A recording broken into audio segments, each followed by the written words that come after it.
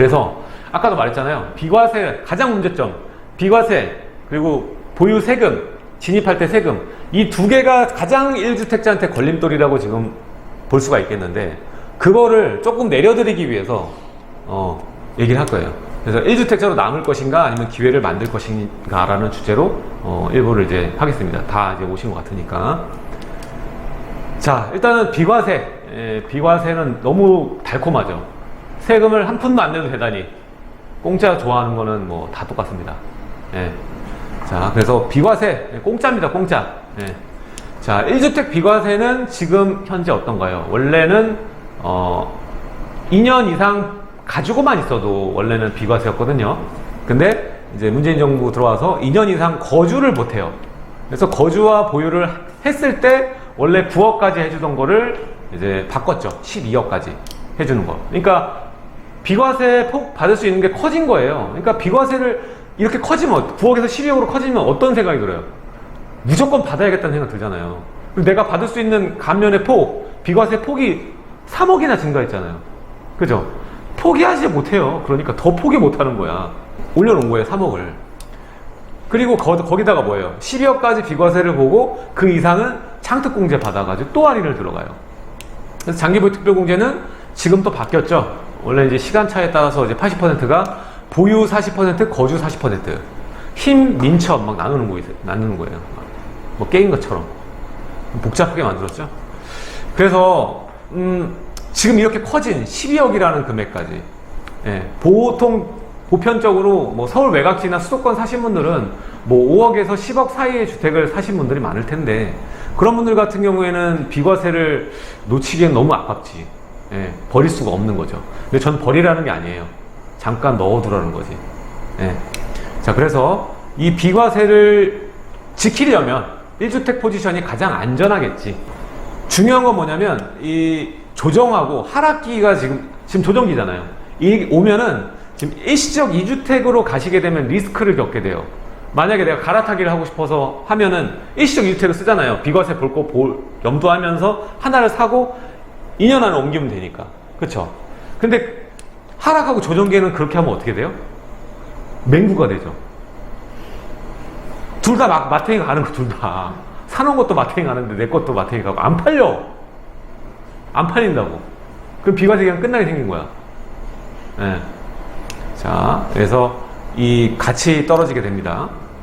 그리고 해당 시기에 비과세를 지키기 위해서 한다라고 치면은 결국에 아까도 말씀드렸지만은 그렇다고 이게 무서우니까는 그냥 가만히 있어야겠다. 가만히만 계시면 결국엔 자산 성장은 못하죠. 그대로인 거예요. 네. 그대로인 겁니다. 자, 그래서 요즘 투자 트렌드가 어떤지 제가 많은 분들을 만나잖아요. 많은 분들 투자를 도와드리고 제가 추천도 드리고 지역도 말해드리고 얼마나 좋아요. 뭐 1억이면 여기, 2억이면 여기 다 얘기를 해주니까. 그랬을 때 지금 가장 많이 물어보는 게 소액 투자 키워드가 딱 정해졌어요. 지금 아파트 어디 골라달라는 상담 하나도 없어요. 그냥 다 투자예요. 그래서 소액 투자 1억 전후예요, 대부분. 네. 그리고 아까 말했던 보유세에 대한 리스크를 해치할 수 있는 게 이겁니다. 공시가격이 낮은 물건. 그리고 취득세를 우회하는 방향으로 가요. 그래서 지금은 서울 빌라 아니냐 아니면 지방 아파트냐 둘 중에 하나인 것 같아. 이렇게 진행되고 있어요, 시장이. 그나마 거래하려고 들어가는 데가. 그래서 취득세 우회할 수 있는 공동주택 가격 1억 밑에 있는 아파트나 아니면 주택임대 사업자를 쓸 수 있는 그러한 재개발이 가능할 수 있는 빌라. 자, 기회가 앞으로 올 건데, 기회는 이 빌라에게만 하는 게 아니라 아파트도 기회가 올 거예요. 자, 뭐냐면, 자, 분양가가 앞으로 오르게 될 거예요. 자, 분양가 상한제 완화됐죠? 최근에 완화되고, 비용 자체를 높이 잡아주고, 그리고 건축비가 올랐습니다. 많이 올랐어요. 시멘트 가격도 또 오르고. 자, 그리고 땅값도 올랐어요. 여러분, 땅값은요 쉽게 안 떨어져요. 예전에 서프라임 터지고 막 그랬어도 땅값은 크게 떨어지지 않습니다. 네, 크게 떨어지지 않아요. 자, 그래서 이것들이 올라가면 어떻게 돼요? 결국에는 분양가가 올라간다는 소리 아닙니까? 앞으로 여러분들이 보게 될 아파트들 분양 소식들을 보면 이제 전만 해도 와 이거 로또네 이거 당첨되면 좋겠다 막 나도 한번 넣어볼까 10,000명 넣는데 자기도 넣어 될 줄 알고 꿈꾸면서 자. 그걸 또 왜 검색을 또 해보는 거야? 문자로 오는데 검색해보고 합격인지 보고 있어. 안 되죠. 근데 걔네들은 차익이 컸으니까 분양가 상한제 통제도 받고 컸으니까. 근데 점점 그런 단지가 없을 거예요. 그냥 비싸게 나와요. 내 총알 없으면 못 덤벼. 로또 단지는 이제 없어지는 겁니다. 앞으로 그렇게 돼요. 예. 그리고 우리가 하락의 전조등은 뭐라고 해요? 미분양 증가죠? 자, 미분양이 먼저 나오려면 비싸야 돼요. 지금 아직까지 그런 단계는 아닌 거예요. 그러니까. 예. 앞으로 이제 비싸진다니까. 비싼 게 나와. 받아들이기 비싸게 이제 받아지는 거예요. 그래서, 로또 단지가 이제 없어집니다. 특히, 어디가 더 이제 그런 게 될까요? 서울 말고 수도권들. 수도권 주제 비싸. 예. 그 미분양이지 뭘. 미분양이지 뭘. 옛날에 생각해보세요. 뭐 상승장 겪었다가 다 대형으로 다 지었다가 다 미분양 났잖아. 그때 서프라임 때 다 용인 같은 데 가면 다 대형 미분양 아직도 막 얼마 전까지 있었던 데도 있어요. 네. 자, 어쨌든 로또 단지는 없어집니다. 자, 그래서 어떻게 될까? 무주택의 가점이 낮은 신분들 그리고 청년층들이 주로 낮겠죠. 그리고 소득이 좀 낮으신 분들, 네. 그러니까 모아놓은 돈이 별로 없거나 그러니까 언감생심 할 수 없는 분들이잖아요. 자, 그런 분들은 이제 줄어드는 거예요. 이런 사람들이 없어지는 거야. 그러면 경쟁은 줄어들겠죠. 많이 줄어들 거예요. 경쟁은 줄고 필요한 비용은 증가합니다. 대출 안 되잖아요. 내가 총알을 할부로 박을 수 있는지 그거예요. 그러니까 아파트를 이제 앞으로 신규 분양 아파트를 어떻게 우리가 판단하고 보면 되느냐면 자금 계획이 있으시면 확률이 높아지는 거예요. 돈이 있으면 확률이 높아지는 겁니다. 예. 여러분 비싸다 싸다 판단하지 말고 그냥 새 아파트 여기에 갖고 싶다고 생각하면 자, 그래서 자금 계획 맞춰서 할부형 투자를 하는 거예요.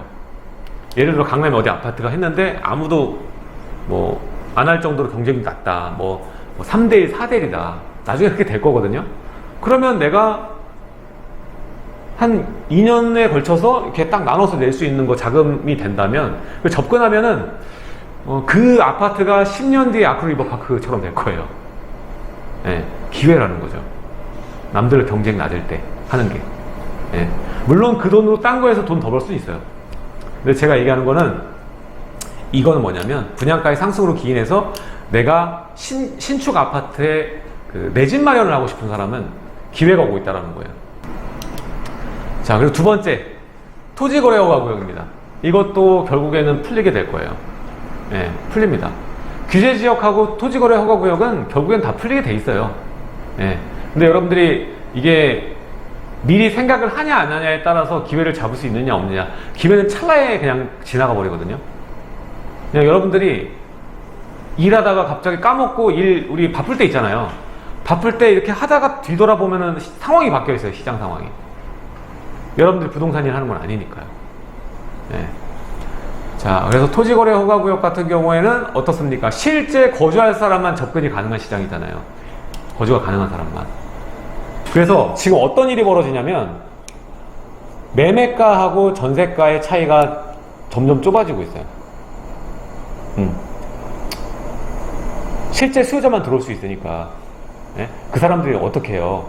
가격 매매는 안 받아주고 임대만 내놓는 거 아니에요. 결국에 지가 살 건 아니니까. 그럼 임차 물량은 받쳐주고 매매는 뭐 거래 자체가 안 되니까 결국 다 임대로 돌리는 거죠. 그러면은 결국에는 이 매매가는 수그러들면서 전세가랑 차이가 좁혀지죠. 갭이. 그러면 이 갭을 잘 보시게 되면은 다른 하위 지역, 그러니까 이 지역보다는 하위 지역의 갭보다 토지거래 허가구역의 갭이 더 줄어들어 있는, 비슷하거나 줄어들어 있는 그런 상황에 놓여집니다. 그렇게 놓여지게 되면 여러분들이 딱 기회 됐을 때 사면은 토지거래 허가제가 풀리면 날아가죠. 네. 다시 또 거리를 벌릴 거예요. 그 하위, 바로 하위에 있는 주택이랑. 그러니까 뭐 토지거래 허가구역이라 봐야 뭐 정해져 있지만 이런 것도 염두하시고 만약에 갈아타기나 내 집 마련을 할 생각이다. 라고 하면, 상위 지역을 사고 싶다라고 하면 이것도 기회가 될 수 있다는 거예요. 지켜보라는 거죠. 그래서 토지거래 허가구역과 아닌 구역의 시세가 지금 왜곡이 돼 있다. 이미 돼 있어요. 이미 돼 있습니다. 그래서 상급지로 갈아타실 거라면 토지거래 허가구역을 좀 집중해서 보실 필요가 있다. 예, 지금도 늦지 않았다. 지금도 계속 시세 체크하고 동네를 정해요. 일단 목동이든 여의도든 강남이든 송파든 정하시고 좀 지켜보시면서 내가 그 자금 스케줄 맞추면서 기회를 엿보고 있어야지. 예.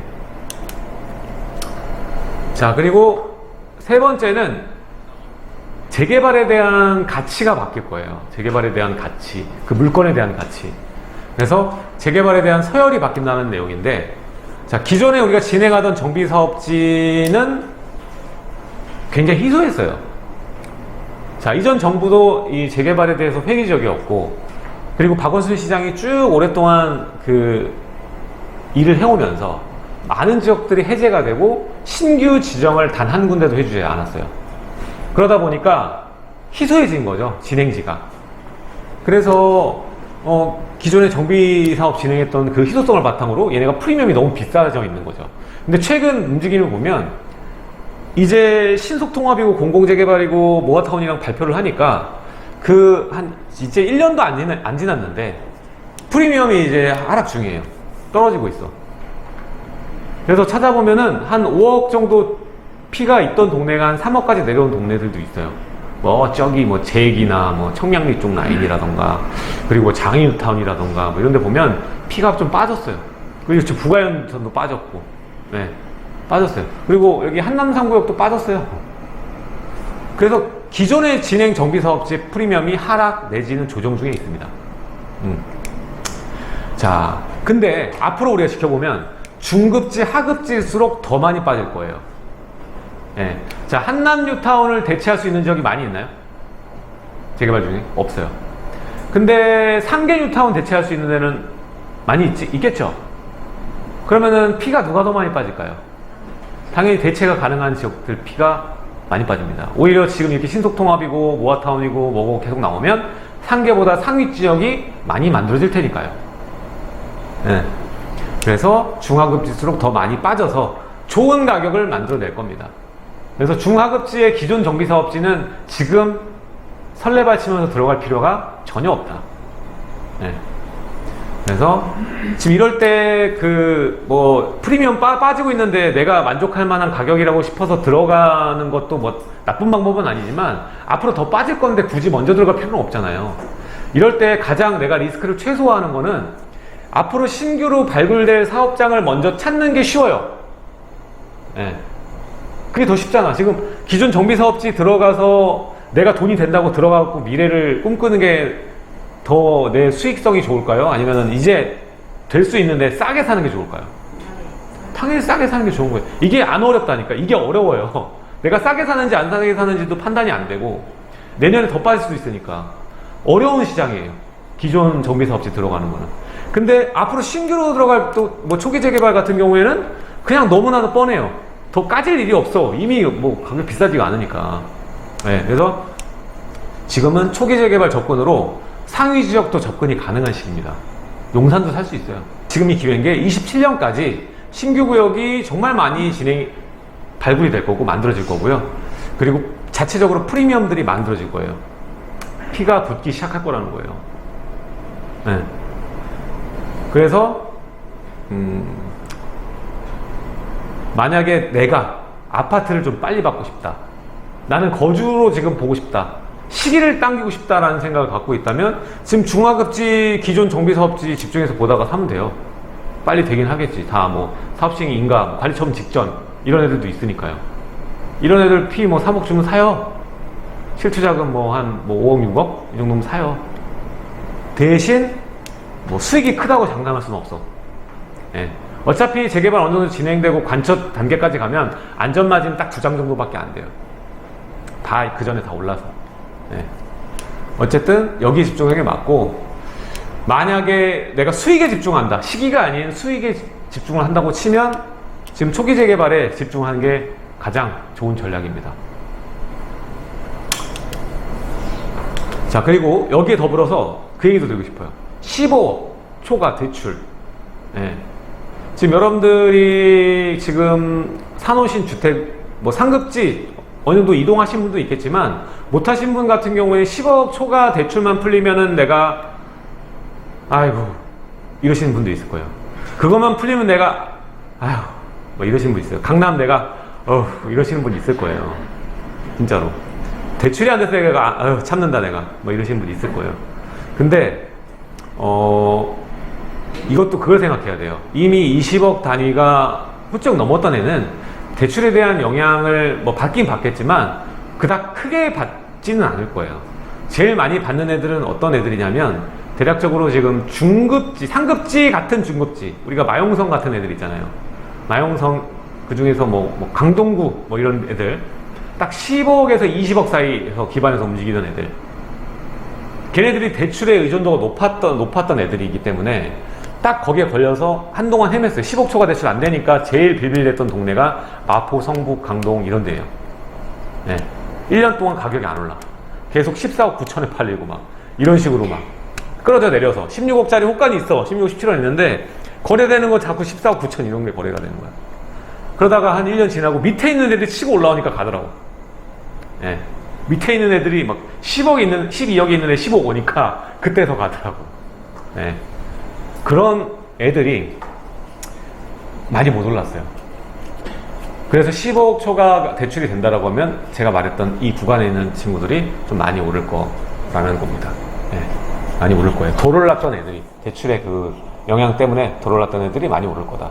그래서 오히려 이렇게 생각하면 편할 것 같아요.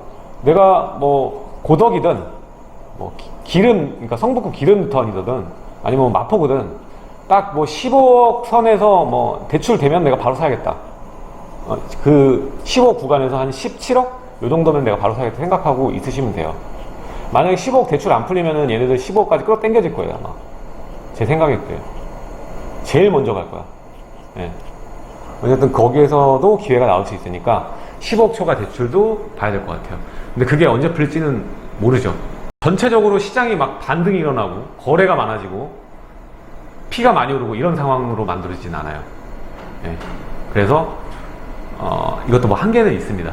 예. 자, 그래서 지금 여러 가지 그 기회가 나올 수 있는 구간들을 얘기를 드렸는데 제가 다시 또 얘기를 드리면 1주택 하나 가지고는 절대 부자가 될 수 없어요. 절대 될 수가 없습니다. 자, 1주택 비과세만 있는 거 아닙니다. 뒤로 여러분들이 마지막에 팔 요량이라면 마지막에 비과세를 또 볼 수가 있는 거고, 그 전에 앞전 단계에서 말씀하자면 이 거주주택 비과세라는 게 있어요. 비과세 그렇게 지킬 거면은 1주택 비과세를 지키지 말고 거주주택 비과세로 배출을 하라고요. 1주택 비과세는 이걸로 지키라는 거예요.